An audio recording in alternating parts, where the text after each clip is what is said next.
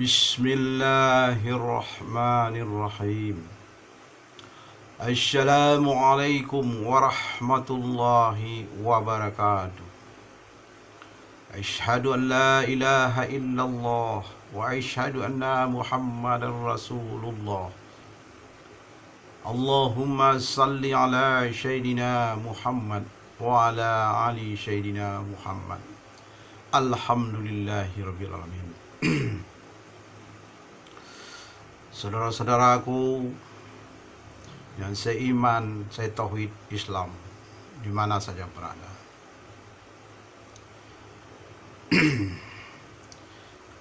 Saya orang bodoh di hadapan Allah, orang hina di hadapan Allah.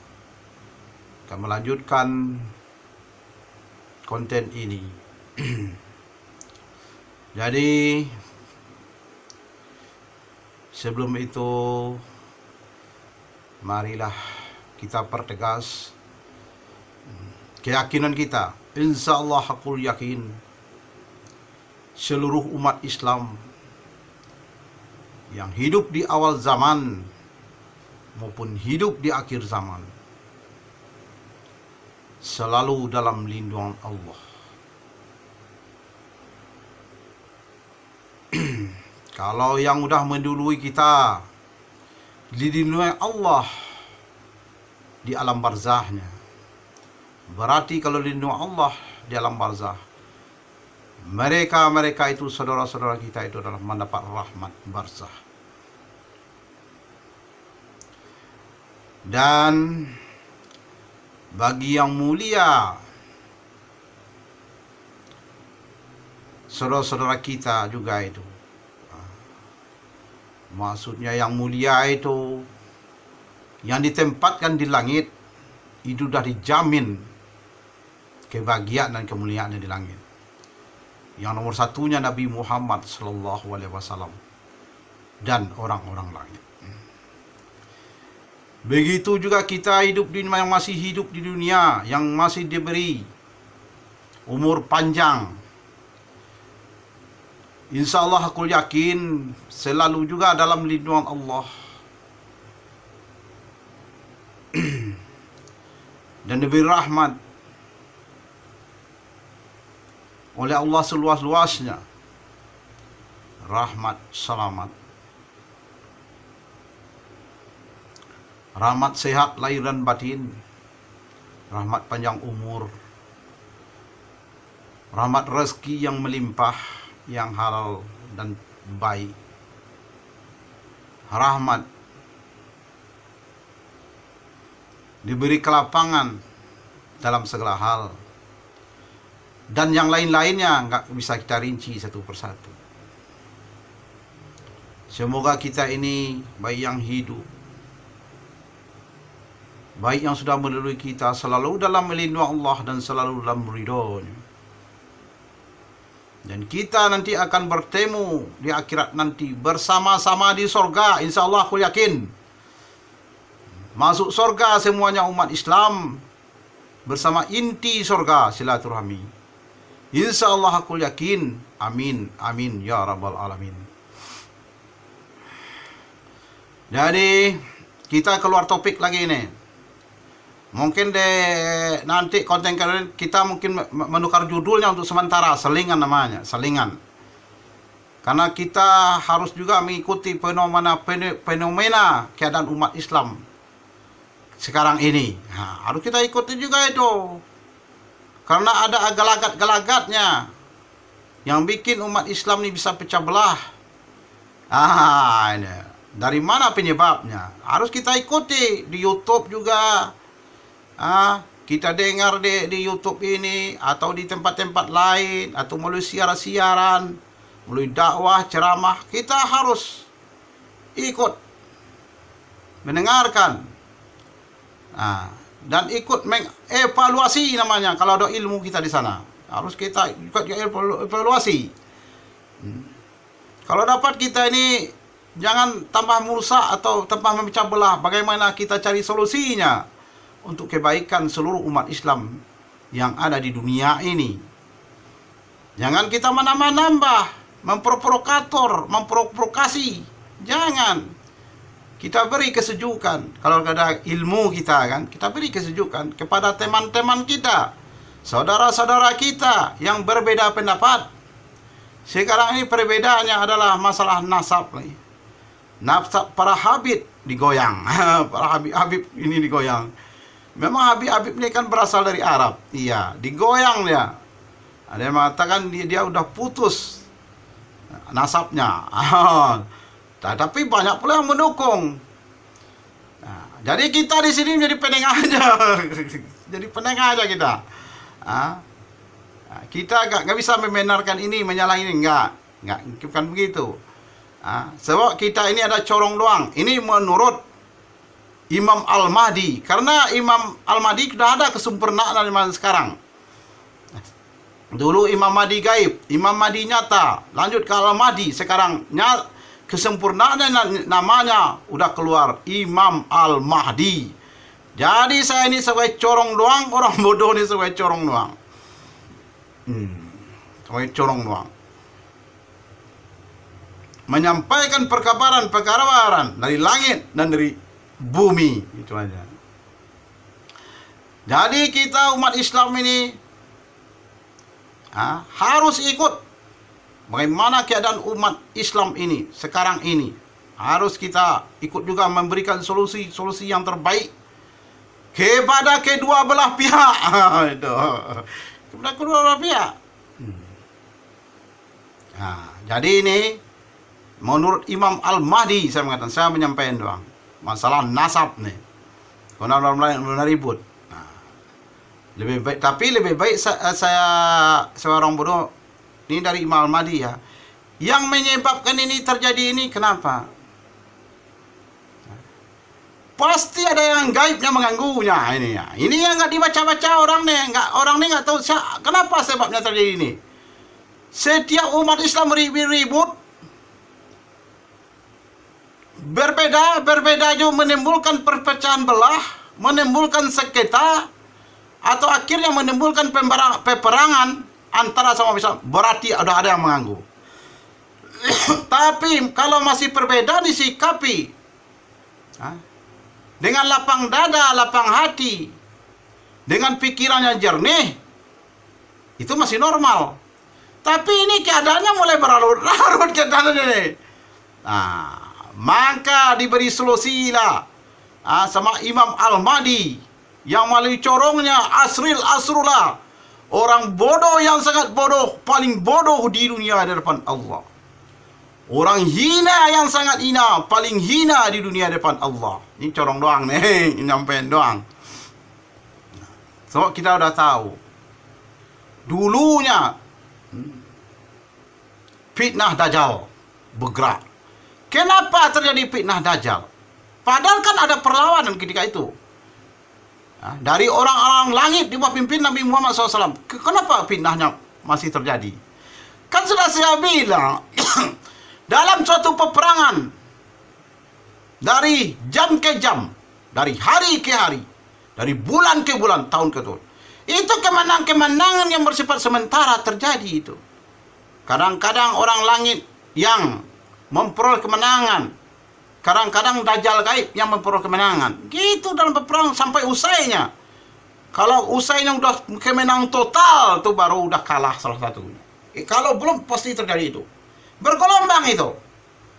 Nggak menang terus, misalnya orang-orang lain menang terus, mengalahkan Dajjal terus langsung KO mah.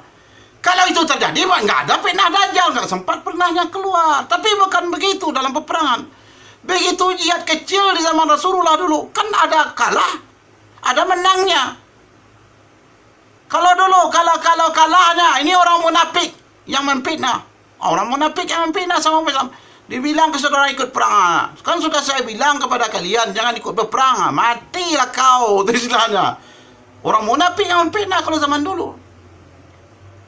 Tapi kalau menangnya, diam aku. Wow, kan saya nganjurin kalian ikut berperang. Saya nggak sempat, bilangnya. Orang munafik. Sekarang itu juga di akhir zaman nih. Tapi di akhir zaman nih, bukan kalau di akhir zaman nih ya, Nggak ada golongan dari umat Islam sendiri yang musyrik, nggak ada lagi. Nggak dicap Allah lagi. Nggak dicap. Nggak ada cap Allah lagi untuk golongan misalnya orang musyrik, golongan orang musyrik di akhir zaman umat iman. Nggak ada cap Allah. Nggak ada. Ini dijamin oleh Imam Al-Mahdi ini. Bukan saya ya. Nggak ada capan orang-orang munafik di akhir zaman ini oleh Allah. Musyrik munafik nggak ada lagi itu. Kenapa? Kenapa saudara-saudaraku? Ya harus ada alasannya. Harus ada alasannya. Karena di akhir zaman ini urusan untuk umat Nabi Muhammad sudah diserahkan ke Nabi Muhammad. Itu urusannya. Itu alasannya gitu. Nah, itu alasannya. Kalau Allah yang menilai sampai akhir zaman ini, alah perak-peranda lah umat Islam lagi. Nah, banyak yang masuk ke neraka. Ngomong apa? Oh ngomong ini, ngomong segala macam. Nggak ada ngomong-ngomong lagi. Kalau tetap Allah aja yang mau urus sampai akhir zaman ini, maksudnya sampai dunia kiamat. Nih menurut pantauan Nabi Muhammad Imam Mahdi, bukan saya yang ngomong ya. Kalau saya ngomong sombong saya nanti. Terlalu apa benar mah? Benar kau. Kau siapa bilang orang nanti? Anda tuh siapa? Tamatan mana Anda? Hah? Berani amat ngomong ini. Ini saya corong doang kata Nabi Muhammad dan Imam Al-Mahdi sebenarnya namanya sekarang. Kalau nggak ada lah di akhir zaman ini, tidak diserahkan kepada Nabi Muhammad, dibiarin Dajjal, Ya'juj, iblis gaib itu berkeliaran ya.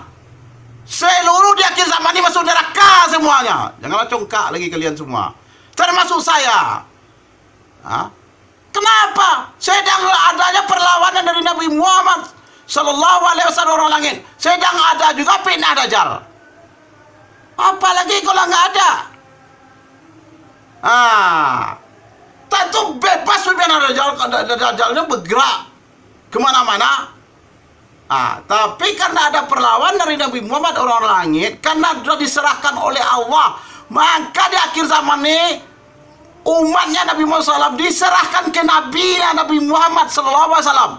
Cuma umat Islam yang bisa itu cuma diserahkan nabinya. Yang lain umat lain nggak ada kayak itu, nggak ada cerita akhir zamannya, nggak ada. Itu hisab menurut Allah semuanya. Itu kelebihan Nabi Muhammad SAW dengan umatnya.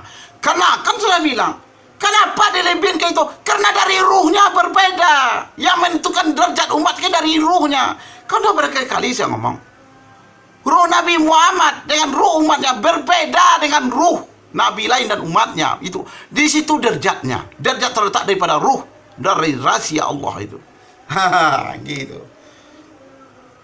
Ini saya masuk jihad lagi nih. Masuk jihad kemarin ini karena tenang-tenang, karena Imam Al-Mahdi tujuannya menundukkan sebaik-baik arwah sesat.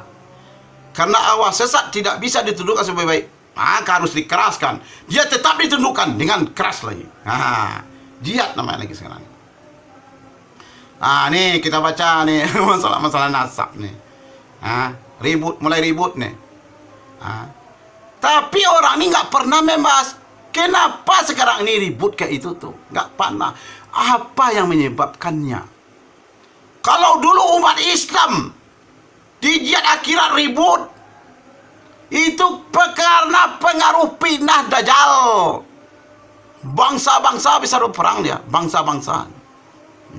Lihatlah di Arab tuh.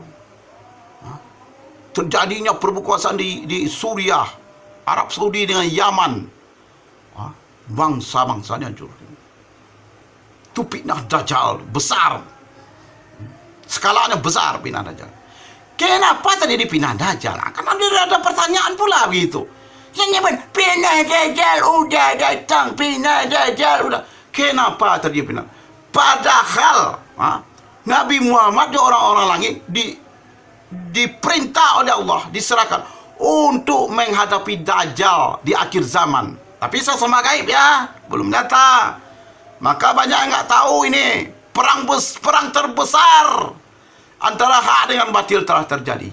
Itu dinamakan jihad akhirat di bawah pimpinan Nabi Muhammad SAW dan orang-orang langit telah turun ke dunia ini. Itu gaib ya. Ini kalau ingin mengetahui ini harus pakai hakikat, harus hakikat. Kalau syariat nggak nampak dia, nggak nampak. Harus ada hakikat atau rasa. Kalau pengen lebih jelas, pakailah inti rasa. Ini inti rasa. Inti rasa dipakai. Tahu tuh. Bagaimana dahsyatnya peperang akhir zaman di jihad akhirat. Sedang dia terjadi peperang itu, Pina Dajjal bisa aja keluar, bro. Bisa aja membodoh-bodohin umat Islam di seluruh dunia ini. Tapi yang terbesar, yang paling kuat dibodoh-bodohin di Jazirah Arab, pusatnya Islam. Di situ banyak dibodoh-bodohin. Kita di pinggir-pinggirin dapat embusan-embusan doang namanya. Angin spoi-spoi. Itu namanya. Nggak terlalu berat. Tapi imbasnya kalau secara apa, kita ini dapatnya dibesarnya di mana? Di musibah-musibah. Jadi kalau dia dalam skala itu tahap demi tahap itu menang pamanya, Dajjal gaib, Ya'juj Ma'juj gaib, dan iblis gaib, akan banyak terjadi. Terjadilah istilahnya pendangkalan iman, Islam dan tauhid. Itu keyakinan, dan terjadinya musibah alam secara besar-besaran. Itu banyak kena di pinggir-pinggiran yang jauh dari pusatnya. Kalau di pusatnya, yang banyak terjadi adalah peperangan antar sesama umat Islam. Kalau sekarang ini apa yang mengganggu lagi? Soal ini dari jihad dunia nih. Apa yang mengganggu? Maka hati-hati para pemuka Islam. Yang banyak pengikutnya itu, tolong hati-hati. Nanti Anda akan diikuti. Nanti kalau ribut, Anda suruh dia maju. Maju dia. Rombong sebelah bahwa disuruh pula pengikut maju-maju. Perang lah jadinya. Ribut jadinya. Janganlah mau udah gitu pengalaman kita dipitnah Dajjal. Sebenarnya kita ini masa udah pelajaran, udah pengalaman dipitnah Dajjal. Udah habis kita dibodoh-bodohin. Ini diulang lagi. Fitnah apa sekarang? Bukan fitnah Dajjal. Dajjal gaib, Ya'juj Ma'juj gaib, iblis gaib udah dikalahkan. Yang Dajjal nyata tidak akan keluar. Ya'juj nyata tidak akan keluar. Ini kata Imam Al-Mahdi ya. Ini saya corong doang. Yang iblis nyata tidak akan keluar. Jadi yang keluar arebornya jadi kelahiran daripada arwah sesat atau setan-setan, ngerti nggak ada? Itu yang keluar sekarang. Sebenarnya setan-setan ini arwah sesat akan ditundukkan oleh Imam Al-Mahdi, ngerti nggak? Tapi ditundukkan baik-baik Imam Al-Mahdi, secara baik-baik dulu ditunduk. Cuma 5% yang tunduk. Tapi akhirnya 5% nih, karena dibaikin terus, dibaik-baikin yang gaibnya ini, arwah sesat ini nggak gaib nih. Nggak mau dia balik, ditarik oleh apanya, yang nggak mau tunduk. Yang berarti 5%, yang 90% menariknya, maka balik yang 5% ini. Sekarang nggak ada yang tunduk lagi. Maka ingat ini, maka fitnah daripada orang sesat akan berjalan. Harus hati-hati saudaraku. Saudara-saudara yang mulia para habib, yang mulia para kiai-kiai, ustadz, yang mulia para gus-gus, yang mulia para buya, yang mulia para tuanku, yang mulia yang syekh, wali, ulama, atau sekarang nggak bisa saya sebutkan di sini, yang mulia, ya ilmunya di atas rata-rata dari orang awam nih, hati-hati. Jangan kita mau dibenturkan sesama kita umat Islam, jangan mau. Udah, kita udah pengalaman.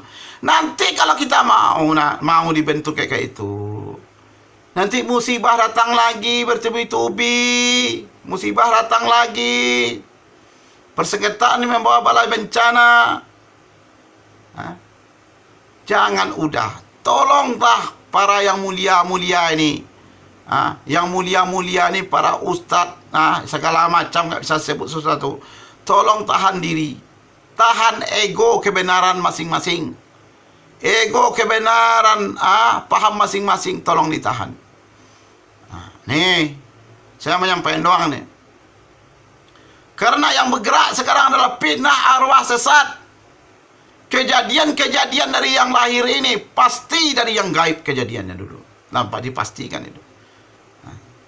Yang lahir nih ada gaib. Maka saya keluar topik dulu, saya minta kepada Imam Al-Mahdi. kepada ya, keluar topik saya, karena saya juga ikut mengamatin di YouTube ini. Mulai terjadi selang sengketa.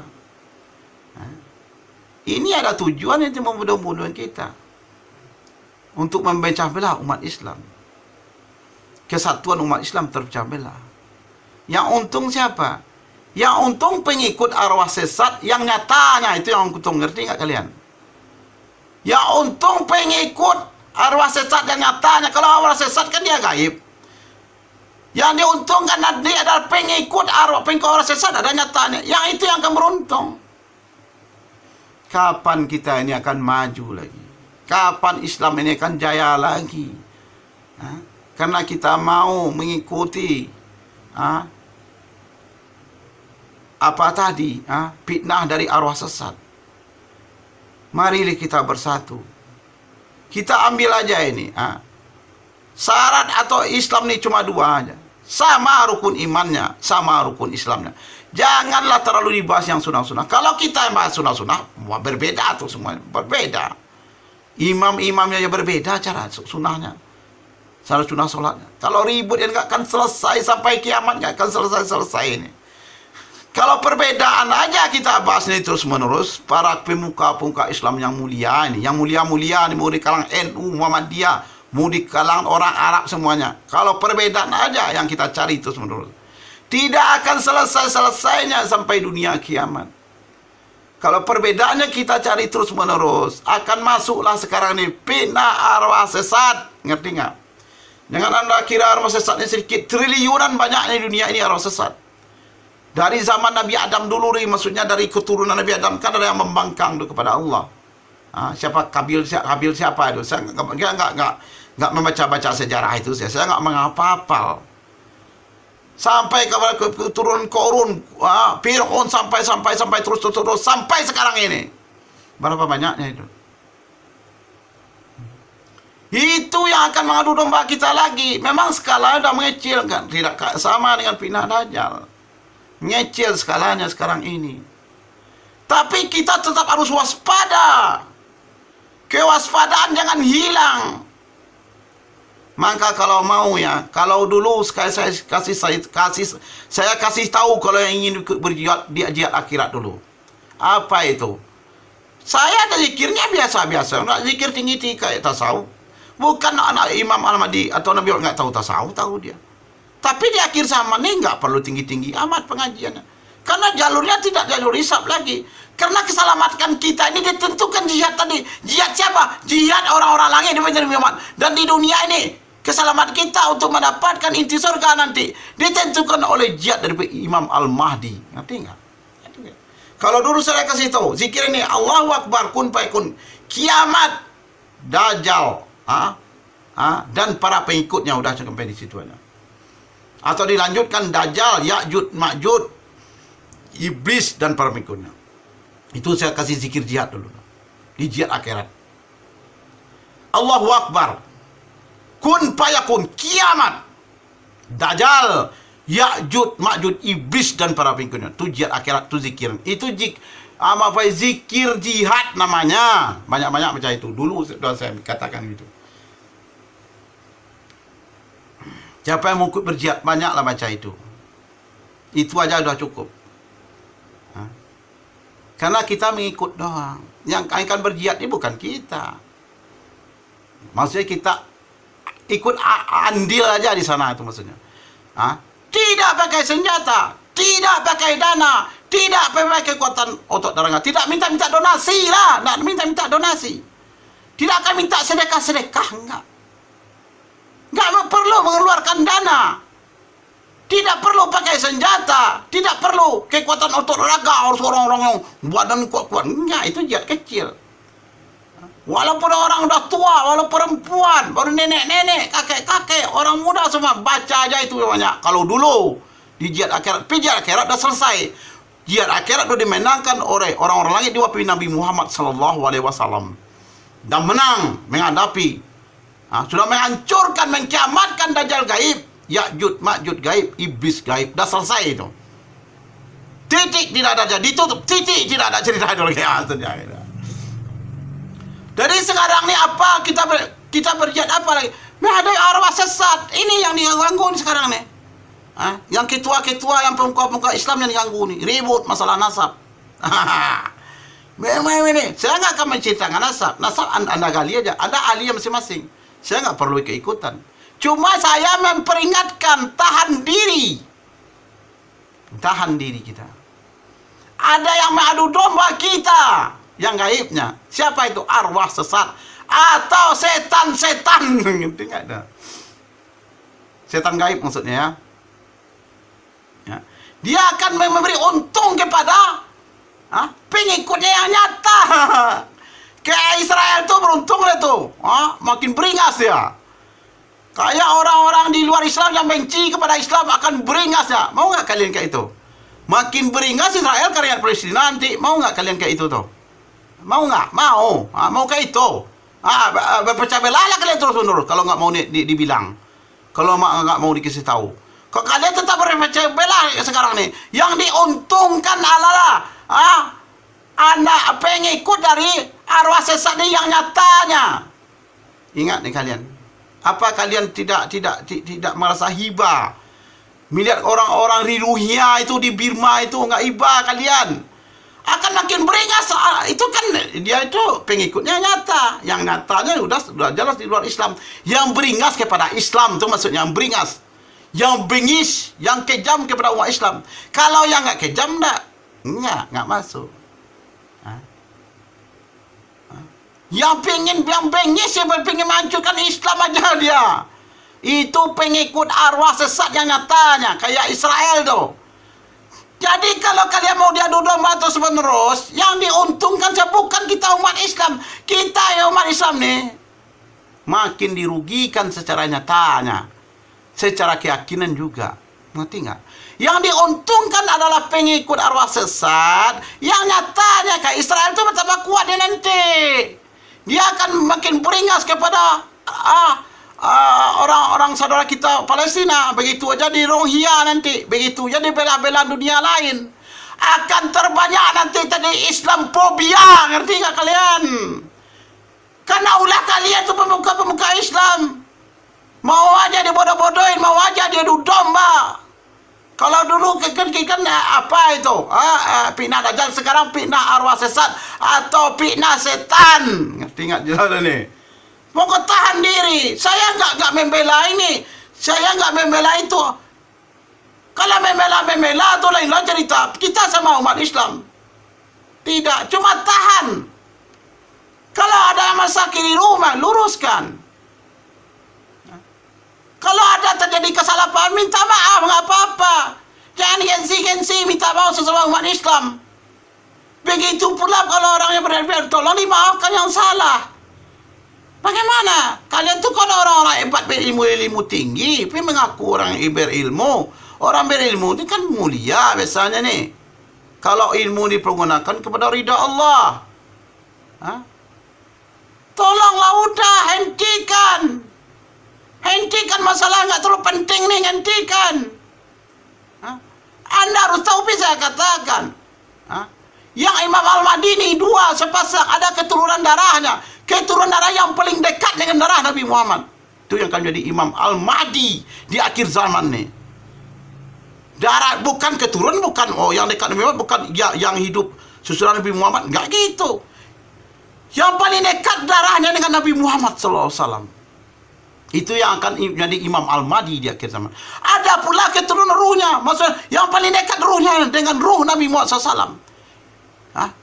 Itu juga akan menjadi Imam Al-Mahdi juga dia kita dua Imam Mahdi ini.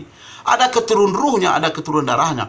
Keturunan ruhnya akan mewarisi daripada mukjizat Nabi Muhammad SAW secara nyata dan keseluruhan sempurna secara nyatanya. Ya ada keturunan darah yang paling dekat dengan darahnya akan mewarisi akhlak daripada Nabi Muhammad SAW. Cukup dulu sekian. Cukup dulu.